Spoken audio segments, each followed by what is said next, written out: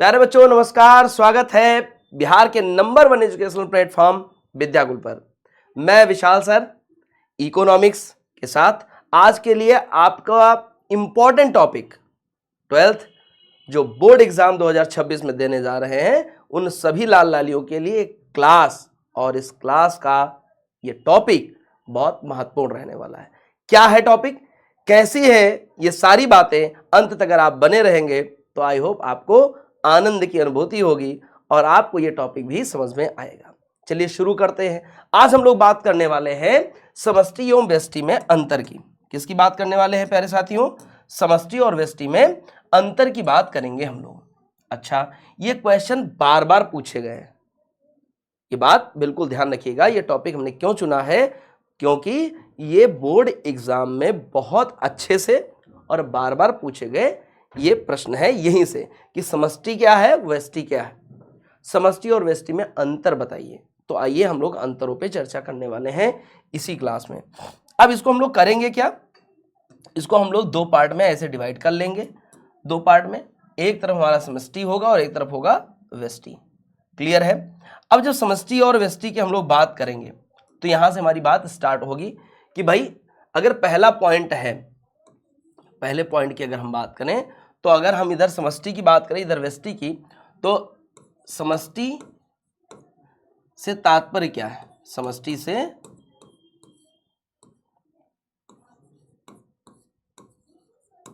अर्थ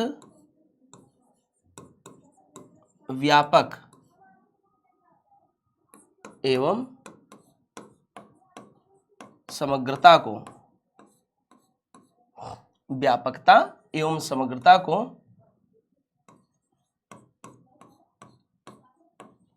दर्शाता है। इसको दर्शाता है, व्यापकता एवं समग्रता को दर्शाता है। क्लियर है? समष्टि का अर्थ क्या है? व्यापकता एवं समग्रता को दर्शाना। ठीक है। अब दूसरी बात अगर हम यहां करें, अगर यहां पे वही पॉइंट देखें, जबकि व्यष्टि से हमारा आशय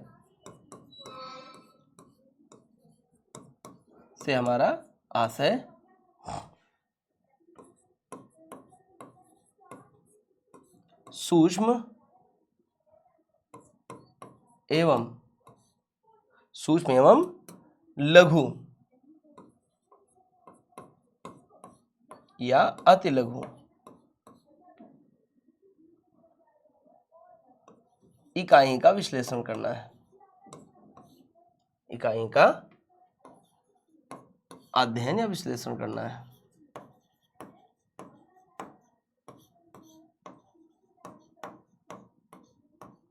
अध्ययन करना है। क्लियर है? तो अगर इतनी बातें हो गई कि जबकि व्यष्टि से हमारा आशय सूक्ष्म एवं अति लघु इकाई का अध्ययन करना है, तो एक बात तो स्पष्ट हो गई कि भाई पहला पॉइंट यहां से चीजें इस तरीके से हो गई। अब दूसरे पॉइंट पे अगर हम पहुंचे कि भाई अब इसमें क्या होना चाहिए और क्या क्या अध्ययन होता है, क्या अंतर होता है अध्ययन के आधार पे, तो जो समष्टि है, समष्टि के फादर कौन है? तो समष्टि की उत्पत्ति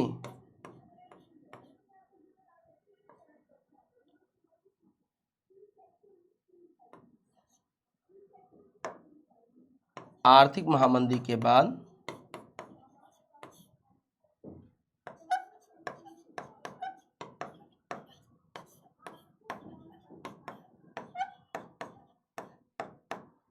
जॉन मेनार्ड किन्स द्वारा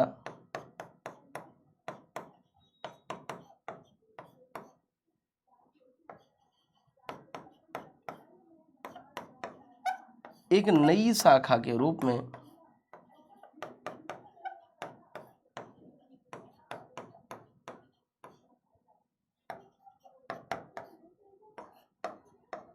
सामने आया। क्लियर है?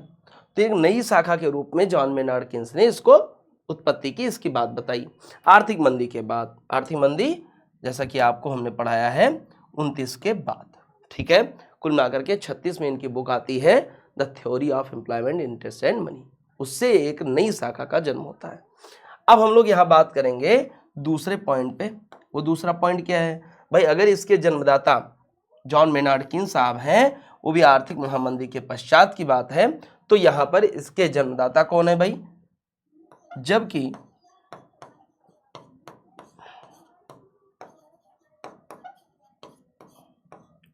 वेस्टी को अल्फ्रेड मार्शल द्वारा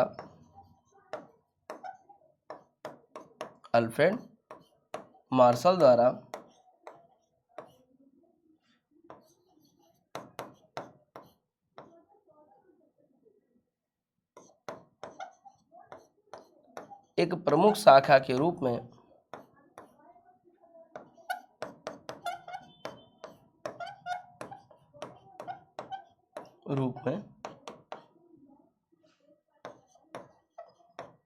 रखा गया। उस सामान्य भाषा में आप लोगों को ऐसे ही इनके अंतरों को समझना है, जानना है और बताना है। तो ये दो सामान्य अंतर आपने देखे कि समष्टि का अर्थ व्यापकता, समग्रता को दर्शाता है, जबकि व्यष्टि से हमारा आशय सूक्ष्म एवं अति लघु इकाई का अध्ययन करना है। अगर हम दोनों में एक दूसरा पॉइंट देखें तो उसमें जॉन मेनार्ड कीन्स लेकर के आए व्यष्टि को और समष्टि को, और अगर व्यष्टि की बात करें इसको अल्फ्रेड मार्शल साहब लेकर के आए। जॉन मार्शल नहीं, अल्फ्रेड मार्शल। तो ये दो पॉइंट आपने इस तरीके देखे। आगे पॉइंट की अगर हम लोग चर्चा करें, नेक्स्ट पॉइंट क्या होगा? अब नेक्स्ट पॉइंट पर हम लोग जाने से पहले एक उसी तरीके से एक लाइन खींच लेंगे, ड्रॉ कर लेंगे। अब देखो यहां से बातें आगे स्टार्ट हम लोग करते हैं पॉइंट नंबर 3 की। तीसरा बिंदु क्या होगा? बच्चे हमसे कहते सर लिख करके पढ़ाए, तो लिख करके आप लोगों के सामने ये चीजें रखी जा रही हैं कि इसमें जो हमारा समष्टि है, समष्टि में और क्या होता है? तो समष्टि में प्यारे साथियों अगर हम लोग देखेंगे खुली अर्थव्यवस्था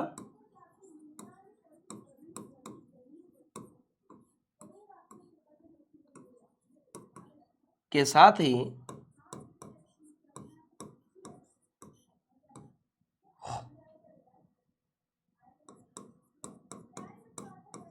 विनिमय दर,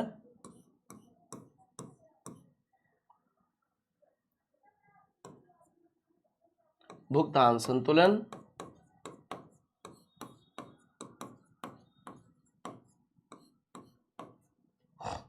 व्यापार संतुलन,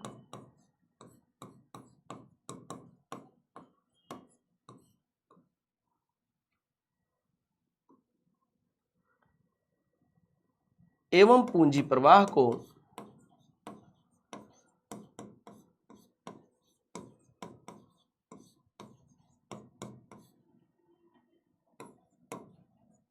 देखा जाता है या अध्ययन का भाग माना जाता है? देखा जाता। आप इसको अंडरलाइन कर सकते हैं कि जो बातें यहाँ पे कही गई हैं क्या क्या? विनिमय दर खुली अर्थव्यवस्था के साथ ही विनिमय दर, भुगतान संतुलन, व्यापार संतुलन और पूंजी प्रवाह के रूप में देखा जाता है। ठीक, अब ये तो पॉइंट रहा तीसरा, लेकिन अगर हम लोग इधर बढ़ें, इधर तीसरे पॉइंट में क्या बातें लिखनी है हमको? तो पॉइंट 3 हो जाएगा। क्या होगा? जबकि व्यष्टि अर्थशास्त्र में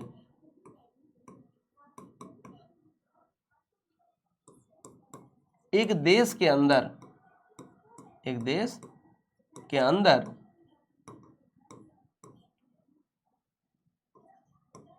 उद्योग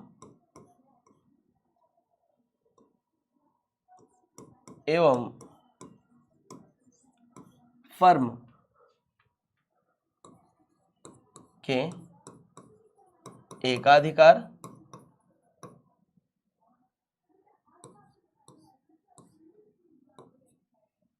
अल्पाधिकार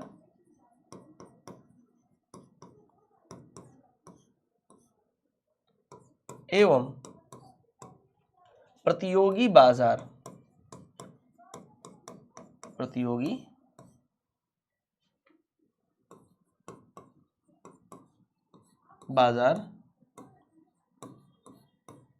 के स्वरूप को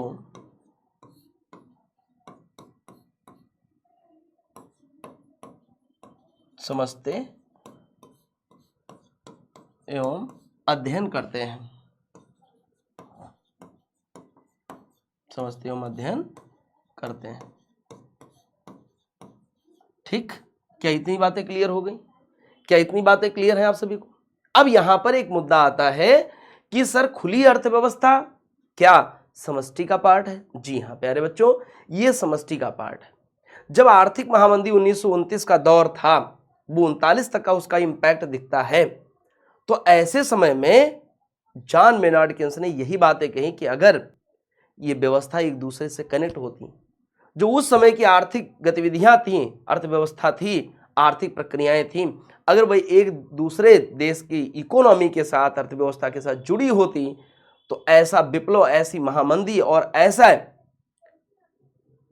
परिदृश्य हमारे सामने ना आते, जहां पे शेयर बाजार के लुढ़क जाने से देश की समस्त राष्ट्रों की, लगभग सभी राष्ट्रों की अपनी अर्थव्यवस्था चरमरा गई थी, विसंकलित रूप में हमको दिखाई देती है।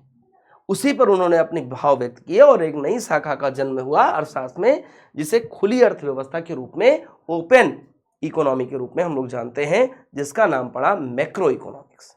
क्लियर? तो उसी में विनिमय दर, भुगतान संतुलन, व्यापार संतुलन, पूंजी प्रवाह को देखा जाता है। यहां तक कि आप इसमें यह भी लिख सकते हो, इसमें देखा जाता है दृश्य और अदृश्य मद। इसको जो मैंने लिखा है प्यारे साथियों, इसको बैलेंस ऑफ पेमेंट कहते हैं और बैलेंस ऑफ ट्रेड कहते हैं। बीओपी और बीओटी भी लिख सकते हैं आप, इसे भी हम लोग समष्टि में पढ़ते हैं। अब बात अगर व्यष्टि की आती है प्यारे साथियों, तो व्यष्टि अर्थशास्त्र में एक देश के अंदर उद्योग एवं फर्म के एकाधिकार, अल्पाधिकार और प्रतियोगी बाजार के स्वरूप को समझते एवं अध्ययन करते हैं। मतलब बाजार के जो रूप हैं एक एक इकाई का, वो एकल इकाई है, एकाधिकार वाली है, अल्पाधिकार वाली है, द्विअधिकार वाली है, या प्रतियोगिता पूर्ण बाजार है, यह अध्ययन किया जाता है व्यष्टि में। हम ऐसे कह सकते हैं, अगर इसको परिभाषा के आधार पर अगर हम अलग करना चाहें, तो हम इस रूप में भी इसको हम लोग अलग अलग तरीके से इसको हम लोग देख सकते हैं। इसका अंतर यहां से भी किया जा सकता है। ठीक है, कैसे कर सकते हैं सर? तो ऐसे कर सकते हैं प्यारे बच्चों। चौथा पॉइंट हम लोग लिखेंगे, जहां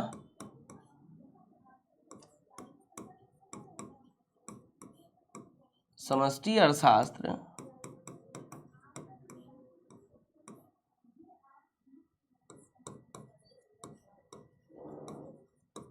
एक इकाई का अध्ययन न हो करके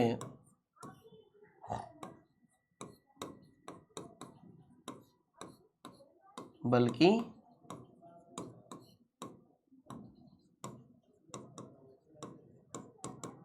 इकाइयों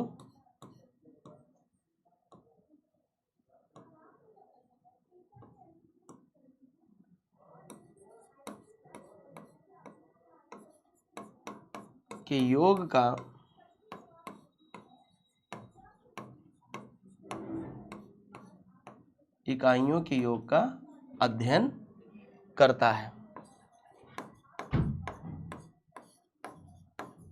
ठीक, मतलब जहां समष्टि अर्थशास्त्र एक इकाई का अध्ययन ना होकर के बल्कि इकाइयों के योग का अध्ययन है, द एडिशन ऑफ यूनिट्स, मतलब अलग अलग इकाइयां। अब जैसे करके आप इसको एग्जाम्पल करके दे सकते हो, जैसे क्या, आप जैसे में आप बता सकते हो, जैसे क्या होगा प्यारे साथियों? जैसे आप ये बताओ कि भाई यहां एक व्यक्ति की आय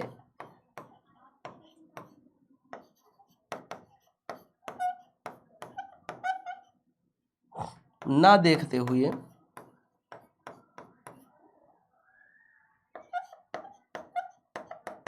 समस्त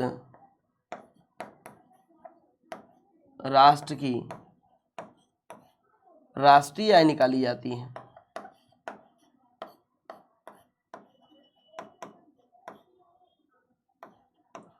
देखी जाती है। क्लियर है? एक व्यक्ति की आय ना देखते हुए समस्त राष्ट्र की राष्ट्रीय आय देखी जाती है। तो ये हो गए एकल इकाई नहीं, इकाइयों के योग का अध्ययन है, ये बात हो गई। अब हम लोग आते हैं इस वाले पॉइंट पे,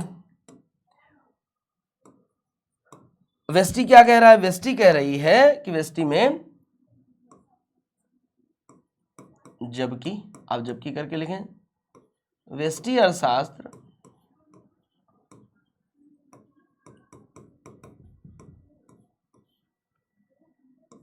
किन्हीं इकाइयों के योग का अध्ययन न करते हुए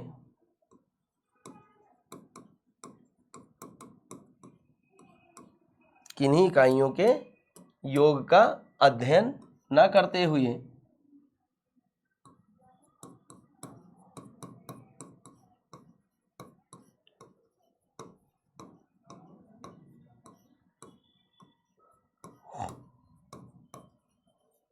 न करके बल्कि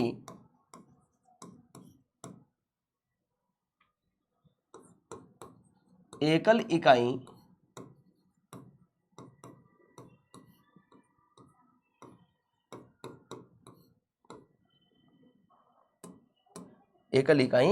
का अध्ययन किया जाता है।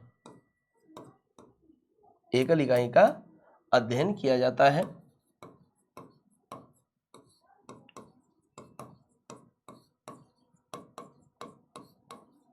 तो ये आपके लिए बहुत अच्छा रहा। आई होप कि यहाँ एकल इकाई का अध्ययन ही किया जाता है। जैसे आप इसको भी समझा सकते हो, क्या कहोगे? जैसे कौन सी इकाई किस रूप में इकाई होगी? जैसे एक व्यक्ति की व्यक्तिगत आय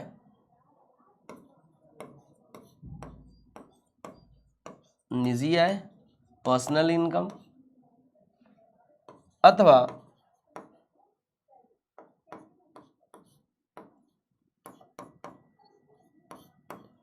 एक फर्म का उत्पादन या एक व्यक्ति की मांग। मतलब यहां समग्र मांग की बात नहीं होगी, यहां एकल मांग, एकल उत्पादन की बात होगी। तो ये आपका अंतर वाला पार्ट यहां पे निपट जाता है। क्या क्या देखा आपने साथियों? सबसे पहले जो आपने बात की प्यारे बच्चों, वो आपने ये चीजें देखी। क्या देखा सर? कि समष्टि व्यष्टि में हम अंतर अगर देखना है तो हम इन बिंदुओं में देख सकते हैं। कैसे? कि समष्टि का अर्थ व्यापकता है। पहली बात तो आप ये बताना, ये समग्रता को दर्शाता है। पहला पॉइंट ये हो गया। दूसरा है समष्टि की उत्पत्ति आर्थिक महामंदी के बाद जॉन मेनार्ड कीन्स द्वारा हुई। इसको आप अंडरलाइन करते हुए चलते चले जाएंगे, आगे बढ़ेंगे। तो भाई जॉन मेनार्ड कीन्स को हमको नहीं भूलना है सर, बिल्कुल सही है, जॉन मेनार्ड कीन्स को नहीं भूलना है। ये हो गया पॉइंट। फिर एक नई शाखा का जन्म होता है, यहाँ व्यापकता दिखाई देती है। जी हाँ, यहाँ व्यापकता दिखाई देती है। फिर इसके बाद में यहाँ पर समग्रता दिखाई देती है। जी हाँ, समग्रता दिखाई देती है। लेकिन इसी ठीक विपरीत जब आप कह रहे हैं व्यष्टि से हमारा आशय सूक्ष्म और अति लघु इकाई के अध्ययन का है। ठीक। फिर इसके बाद में आता है जबकि व्यष्टि अर्थात अल्फ्रेड मार्शल साहब के द्वारा इसकी उत्पत्ति की गई, इसकी नई शाखा बनाई गई। तो दो अलग अलग, जॉन मेनार्ड कीन्स और अल्फ्रेड मार्शल साहब। फिर आगे आपने बात किया प्यारे बच्चों कि ये खुली अर्थव्यवस्था के रूप में विनिमय दर, भुगतान संतुलन, व्यापार संतुलन, पूंजी प्रवाह को देखता है। आप यहाँ पे दृश्य अदृश्य मदे भी लिख सकते हैं। Balance of payment, balance of trade की बात होती है। यहां आपने लिखा जबकि व्यष्टि अर्थशास्त्र में देश के अंदर, किसी देश के अंदर मतलब खुली अर्थव्यवस्था नहीं है, ये बंद इकोनॉमी की बात करता है, जहां पर हम एक बाजार के एकाधिकार की, उसके अल्पाधिकार की, उसके प्रतियोगी बाजार के स्वरूप का हम लोग अध्ययन करते हैं, समझते हैं। आई होप ये बात क्लियर हो गई होगी। फिर आपने ये देखा कि एक और जहां पे समष्टि अर्थात इकाई का ही नहीं, इकाइयों के योग का अध्ययन करती है। कैसे? आपने एग्जाम्पल देके समझा दिया कि जैसे राष्ट्रीय आय की गणना, एक व्यक्ति की आय की गणना नहीं। इधर जब आप आते हैं व्यष्टि अर्थात किन्हीं इकाइयों की योग का अध्ययन ना करके एकल इकाई का अध्ययन कहलाता है या करता है। और जहां पर एक व्यक्ति की आय, एक फर्म का उत्पादन, एक व्यक्ति की मांग की बात की जाती है। आई होप आपको समष्टि और व्यष्टि के अंतर समझ में आए होंगे। हमने आपको लिख के एक एक बातें आपको समझाई है। आप यहां से अपना नोट्स कंप्लीट कर लीजिए। समष्टि व्यष्टि में अंतर क्या होता है, इसके जन्मदाता कौन है, किन्होंने शुरुआत की, इसमें क्या क्या पढ़ा जाता है, इसके आधार पर भी आप अंतर लिख सकते हैं, इसकी विशेषताओं के आधार पर भी आप अंतर समझ सकते हैं, इसकी परिभाषा के आधार पर अंतर समझ सकते हैं। इन्हीं बातों के साथ मिलते हैं नेक्स्ट क्लास में, तब तक के लिए बने रहिए विद्याकुल के साथ। Thank you so much. आगे शेयर करना मत भूलिएगा, साथ ही साथ अगर चैनल पर पहली बार है तो सब्सक्राइब जरूर कर लीजिए। Thank you.